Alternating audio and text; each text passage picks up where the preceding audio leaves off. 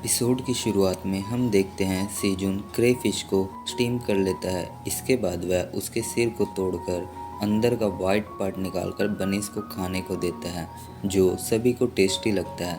तभी बे भी वहां आ जाता है, जिसे देख सेजुन उसको भी क्रेफिश खाने को देता है और उसे समझाता है कि इसे कैसे खाते हैं, लेकिन बे आसानी से क्रेफिश को बिना तोड़े मड़ोड़े खा जाता है। ये देख सेजुन अजीब तरीके से उससे कहता है, ओह चलो ठीक है, एंजॉय द मील। वैसे आपके यहाँ क्रेफिश को क्या कहते हैं, कमेंट में ज़रूर बताना। सीन कट होकर हमें डंजन के सेकंड फ्लोर पर स्केलेटन विलेज का दिखाया जाता है, जहाँ कुछ हंटर्स वहाँ के स्केलेटन्स को किल कर पूरे एरिया को उसका सफाया कर रहे होते हैं। तभी माइकल भी वहाँ आ जाता है और उस हंटर से पूछता है कि यहाँ के फार्म लैंड का एक्सपेंशन कैसा चल रहा है, जिस पर वह हंटर बताता है कि जैसा कि आप देख रहे हैं, हमने आधा स्केलेटन विलेज खाली कर दिया। आधा सुनते ही माइकल गुस्सा हो जाता है, क्या अभी तक सिर्फ आधा?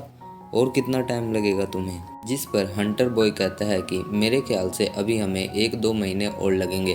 तभी माइकल उसके स्टैट्स विंडो पर कुछ हंटर्स की फ़ोटो भेजता है। ये लो, ये अवेकन हंटर्स की लिस्ट है जिन्होंने हमसे लोन लिया है, जो अब कॉन्टैक्ट के अकॉर्डिंग हमेशा ही तुम्हारे साथ काम करेंगे। अब तुम्हारे पास केवल 1 हफ्ता है। आशा है कि तुम अब मुझे नाराज नहीं करोगे। Thank you sir. तभी माइकल एक लेडी साइंटिस्ट के पास जाता है, जो उसे वहां उगाए चेरीज टमाटोज को दिखाती है। ये सब पक चुके हैं, क्या आप ट्राई करेंगे? जिसके बाद माइकल एक टमाटो तोड़कर उसको जैसे ही टेस्ट करता है, वह उसे थूक देता है। क्या बकवास है ये, इसमें कोई टेस्ट ही नहीं है। जो सुन वो लेडी साइंटिस्ट भी उसे टेस्ट करके देखती है। मुझे यकीन नहीं हो रहा, पर सर हमने तो हाई क्वालिटी के फर्टिलाइज़र यूज़ किए थे। अपने सपने को टूटता देख माइकल गुस्से से उन टमाटो को कुचलने लगता है। तभी ही अचानक वह उन टमाटोज को देखकर हैरान होता है, क्योंकि उनके अंदर सीड्स ही नहीं होते। थोड़ी देर बाद हम देखते हैं माइकल अपने रेस्ट रूम में बैठा सोच रहा होता है कि अगर इसमें सीड्स ही नहीं होंगे तो हम इसको ग्रो कैसे करेंगे, आखिर मेरे साथ ही ऐसा क्यों। इसके बाद हमें 10 साल पहले माइकल को दिखाया जाता है, जो सीजुन की ही तरह एक्सीडेंटली डंजन में एंटर करता है, जहां उसकी अवेकनिंग एक हंटर में होती है। लेकिन वो हंटर से ज़्यादा टावर के फर्टाइल लैंड में ज़्यादा क्यूरियस होता था। अरे वाह, यहाँ की सोयल फार्मिंग के लिए परफेक्ट है। अगर मैं यहाँ क्रॉप्स ग्रो करूँगा तो कुछ ही टाइम में ग्लोबल फूड मार्केट पर अपना कंट्रोल जमा सकता हूँ।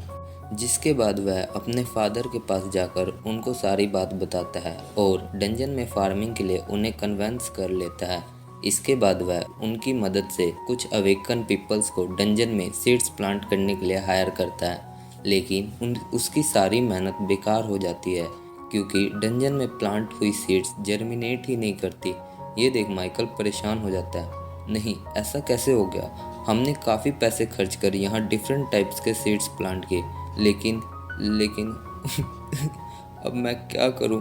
कुछ दिनों बाद न्यूज़ वाले बताते हैं कि साइंटिस्ट के अकॉर्डिंग जो भी लिविंग बींग्स डंजन में एंटर करती है तो उसकी रिप्रोडक्टिव एबिलिटी लॉस्ट हो जाती है, लेकिन जब वह बाहर आती है तो कुछ दिनों बाद वह फिर से नॉर्मल हो जाती है।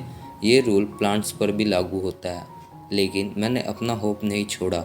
मैं डंजन के पैडलर से मिला और उनसे सीड्स परचेज करने की कोशिश की, लेकिन उसने यह कह मना कर दिया कि सारे सीड्स और फार्मिंग प्लांट्स पर ग्रीड नाम का लैंडलॉर्ड, जो 55th फ्लोर पर रहता है, उन पर उसकी मोनोपोली है।